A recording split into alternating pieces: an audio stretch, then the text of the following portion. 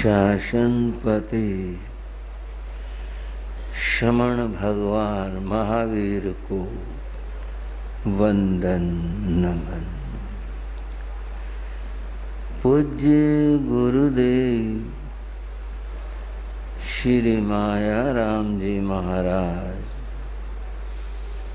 पूज्य गुरुदेव श्री योगी राज जी महाराज, पूज्य गुरुदेव श्री राम कृष्ण जी महाराज, सभी गुरु भगवंतों को वंदन नमन। श्रद्धाशील बंधुओं एवं श्रद्धाशील बहनों, अभी आपने श्री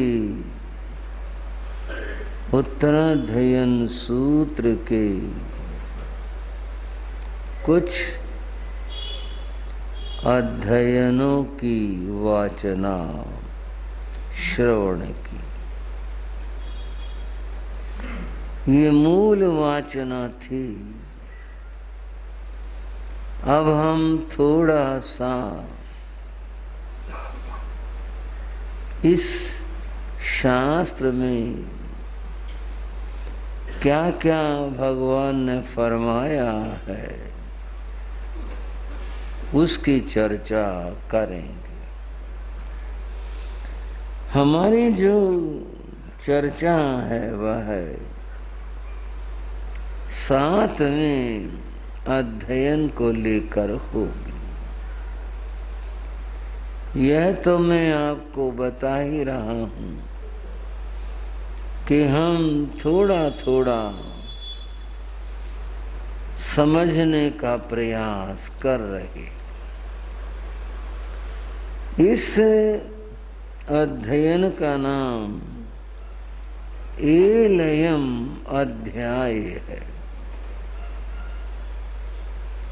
एल भेड़ के बच्चे को मेमने को कहते हैं। आप सोचेंगे यहाँ क्या जिक्र आया। यह एक कहानी है। भेड़ के बच्चे मेमने की कहानी है। और इस अध्याय में और भी कहानी है। कहानियों के माध्यम से इसमें संदेश दिया है और वो संदेश जीवन की और जगत की नश्वरता के बारे में दिया गया है। ये नश्वरता क्या है? यहाँ संसार में कुछ भी शाश्वत नहीं है, स्थायी नहीं है। जो है वह सब नश्वर हो जाने वाला है। बंधुओं, इस जगत में दो तरह के लोग रहते हैं। एक वो हैं जो संसार के सुखों में डूबे रहते हैं, सुख के कामी हैं, सुख के इच्छुक हैं। दूसरे वे हैं जो संसार के सुखों का परित्याग करके योग मार्ग पर त्याग मार्ग पर चले जाते। वे आत्म कल्याण के इच्छुक होते हैं, संसार के सुखों की उन्हें इच्छा नहीं होती। बंधुओं, इस संसार की नश्वरता को लेकर कुछ पंक्तियां हैं, सुना रहा है। बहार बाग दुनिया चंद रोज है, बहार बाग दुनिया चंद रोज। देख लो इसका तमाशा चंद रोज। देख लो इसका तमाशा चंद रोज है, बार बाग दुनिया चंद रोज है, बार बाग दुनिया। दुनिया कुछ ही दिनों का मेला है।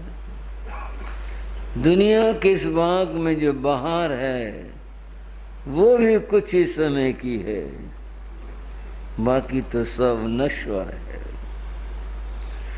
पूछा लुकमा से जिया तू कितने दिन, पूछा लुकमा से जिया तू कितने दिन। दस्ते हसरत मल के बोला चंद रोज। दस्ते हसरत मल के बोला चंद रोज। देख लो इसका तमाशा चंद रोज। देख लो इसका तमाशा चंद रोज है, बाहर बाग दुनिया चंद रोज। सबसे बड़ा हकीम लुकमान माना जाता। बंधुओ, भारतीय साहित्य में धन्वंतरी का नाम है, उर्दू साहित्य में लुकमान का नाम है। लुकमान से पूछा कितने दिन जिए संसार में, क्योंकि तुम्हारे पास तो बड़ी बड़ी औषधियां दवाइयां हैं। दोनों हाथ मल के बोला चंद रोज, थोड़े से दिन, बस यही जिंदगी की बात है। और दो पंक्तियां। बादे दफन काब्र में बोली कज़ा, बादे दफन काब्र में बोली कज़ा। जाहिलो है ये ज़माना चंद रोज। जाहिलो है ये ज़माना चंद रोज। देख लो, बोलो जरा, देख लो इसका तमाशा चंद रोज। देख लो इसका तमाशा चंद्रो है बाहर बाग दुनिया। शंकराचार्य से पूछा, क्या पूछा शंकराचार्य से?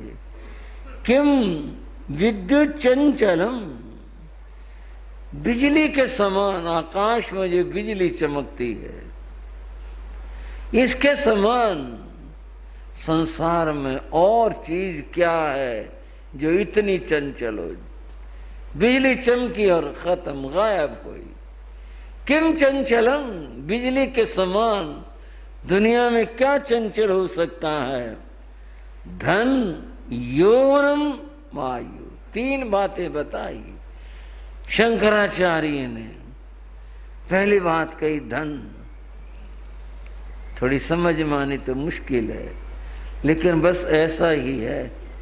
धन चंचल है, लक्ष्मी का नाम चंचला है, ये कब चली जाए कुछ नहीं पता होता।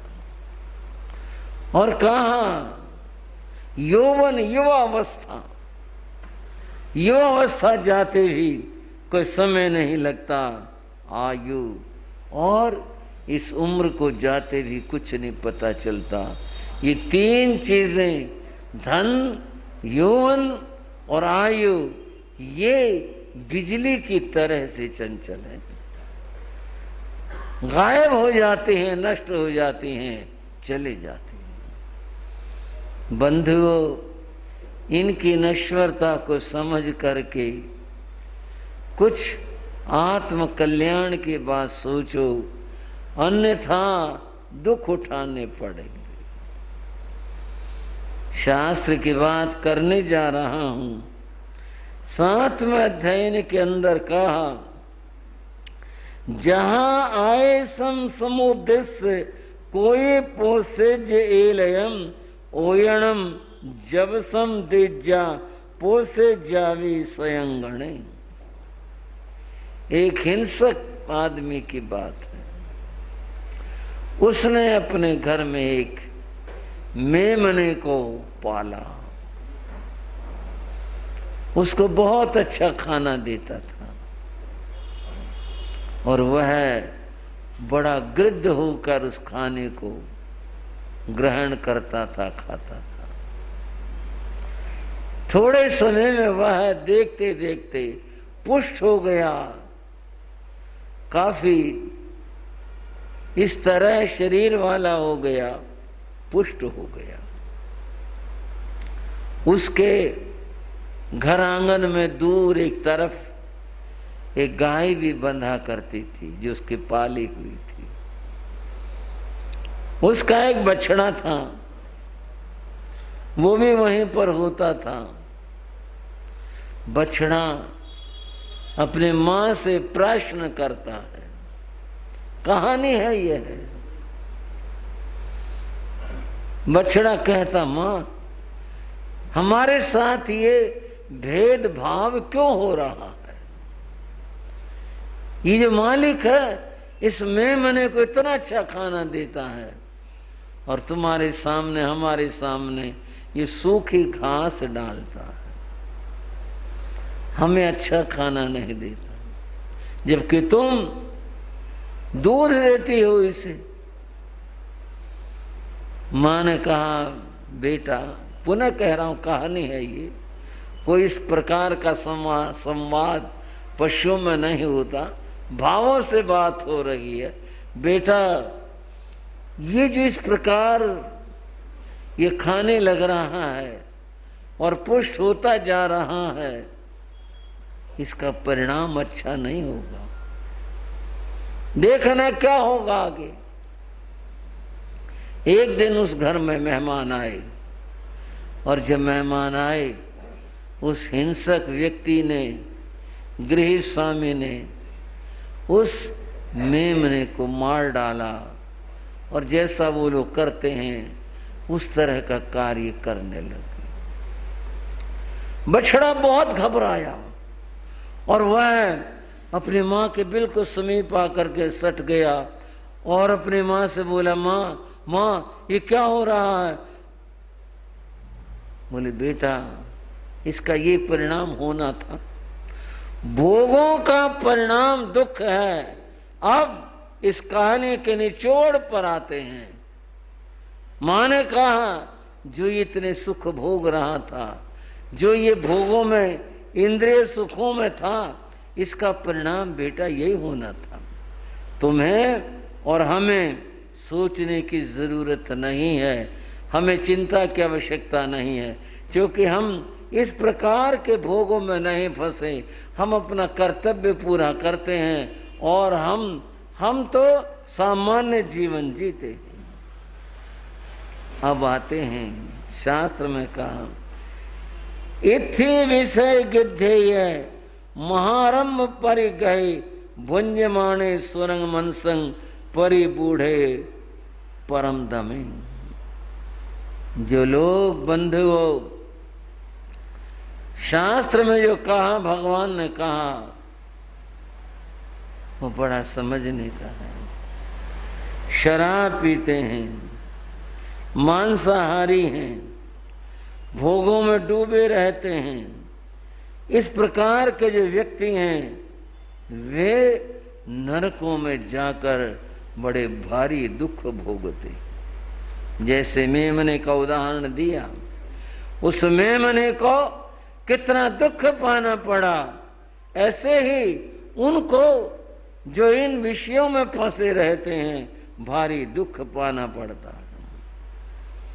मनुष्य को सोचना चाहिए उसका लाभ किस में है, हानि किस में है।